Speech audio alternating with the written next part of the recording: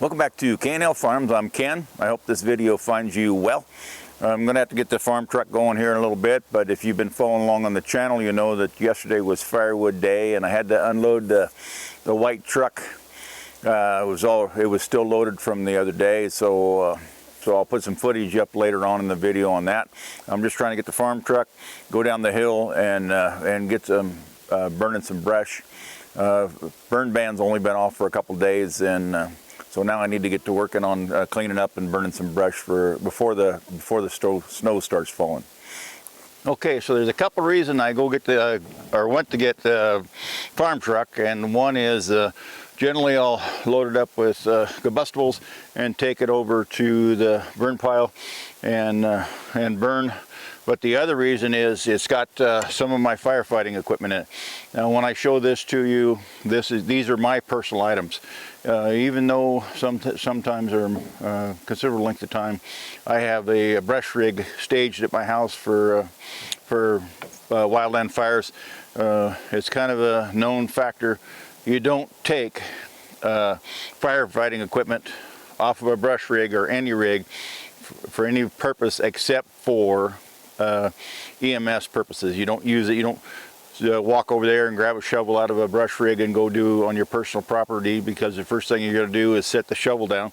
Then you're going to have a fire call, and then you don't have the equipment. There's nothing worse than getting on a fire that's quite a ways away and go to find out that the equipment's not on the truck because somebody used it for a personal purpose. And the other thing is, and I've got a question for you. The question lies, and I don't know why, I guess that's why it's a question. A lot of wildland fires I go on, you show up the fire, you got your pack on with your shelter, you never leave physical control of the truck without a pack on with the shelter. There's a whole bunch of tools. Everybody seems to grab two tools, throw them over their shoulder and start walking. When they get there, they drop one and use one. Why everybody does that, I have no idea why they do that, but it seems to be policy. The other thing is, I'll show you my shovel. This is one thing I keep in, and it's virtually the same thing I've used on wildland fires, but the wildland fire shovel is shorter, narrow handle. Usually the ones we have are wood handle, and the spade is quite a bit smaller. Now the problem with that is I tend to be bent over all the time because the shovel's only about this tall, so I'm bent over with the pack on myself all the time. But the spade shovel is one item I have in the truck. I have just a standard axe. I don't even know if you'd call that a falling axe, but because the blade's pretty big for a falling axe, but just a standard axe I have in the truck.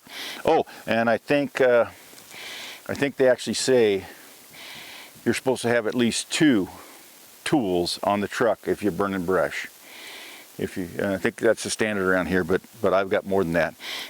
And the other thing I got a flat shovel, which you might not think is appropriate, but there's a tool on the truck on the brush rig, and it's kind of a rake. It's got a spade like that, and you pull back the combustibles and to bare ground like that. I don't know if you can see it on frame, but I keep that in the truck too. And then none of these are actually appropriate as far as axes go, or appropriate for the ones they use now. They use a different style, but these still come in handy. And this this is an antique, was my father's, and it's actually a fire axe. So that's some of the tools that I keep in the truck, or make sure that they're in the truck when I'm burning brush. So and if you could answer in the comments why everybody grabs two tools and takes off packing. The other reason I think it's smaller, I don't know if I mentioned it or not, sometimes you get the brush truck, and if you're going to go for a walk, meaning you can't get our equipment close, you got to go do it the old school way. The shovel being smaller, or the tools being smaller, they're lighter because sometimes you got to go. I don't know if I'll go with probably the farthest I've been this last year. I went on 10 fires probably over the course of the summer, the wildland fire season. And the farthest I was away was probably a half a mile. Now I know that, you know, guys Now remember, I'm a volunteer. I don't do it for a living. Guys that do it for a living, sometimes they're packing quite a ways away, but their faller, he packs a chainsaw, pretty good bar on it. I think it's a 24 on the chain. He's got saw gas on him, he's got bar oil on him, and he's loaded down pretty heavy. He's got his pack on. He's got enough food in the pack to sustain himself for 24 hours. And he's got his fire shelter on. So even just the fire shelter gets pretty heavy on you. So he's got a lot of weight on you, and then they give you a little stubby shovel and an axe, and that's all you're supposed to pack. It doesn't seem fair. But if I'm on a fire and we got a Sawyer on a fire, I pack the saw gas and the oil for him.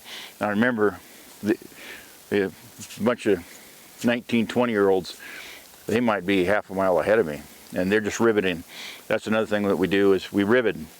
Trucks here, we're going half a mile in, we put ribbons in so that the rest of the backup, when they show up, they can find us. They know where the firefighting activity is, so they're not looking.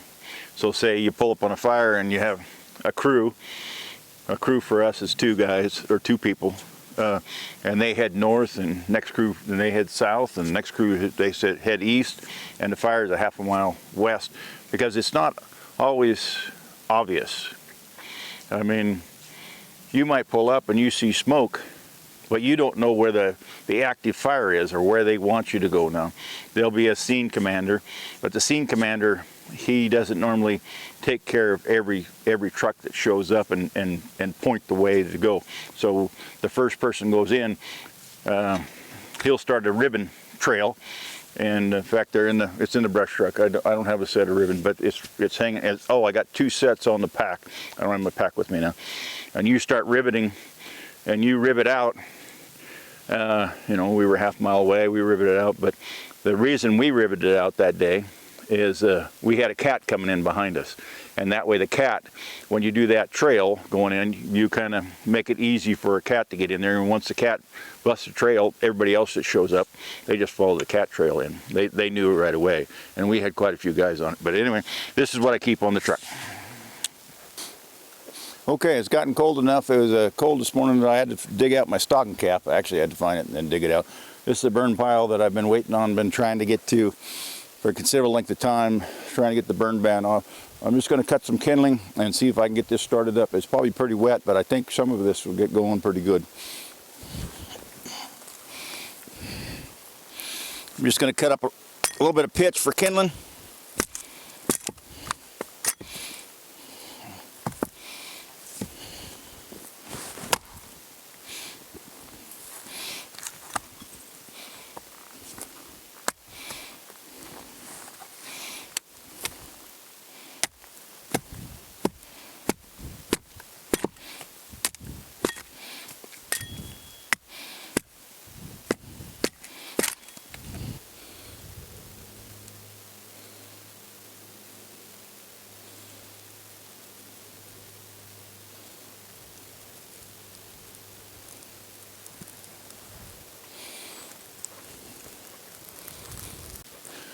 Okay, see, the pile burns down pretty rapidly. I'll stoke it back up here in just a minute, but I was going to give you kind of a before and after. This area here, you see around here is for fire prevention, considerable footprint, and then I'll walk over to what it used to look like. It's quite a ways away from the camera, but I think you'll get an idea.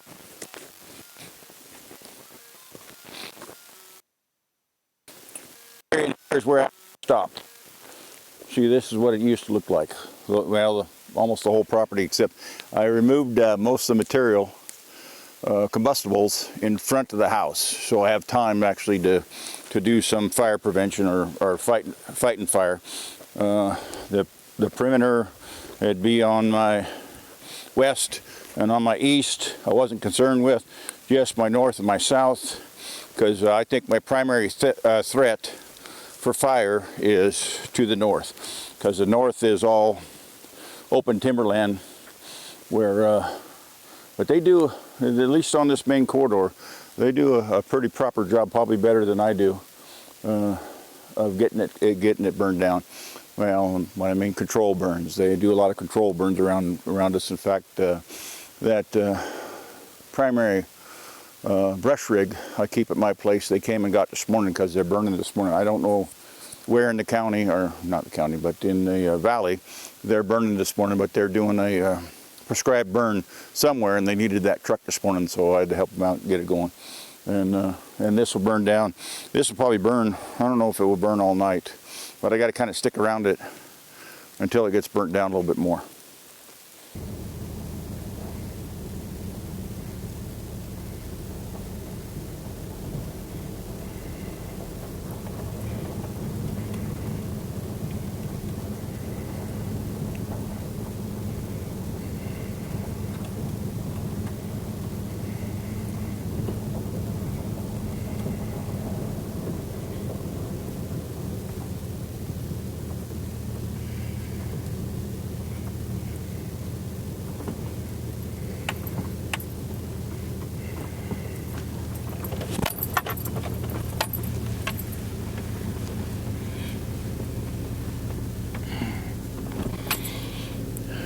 That's what's left after just a few hours.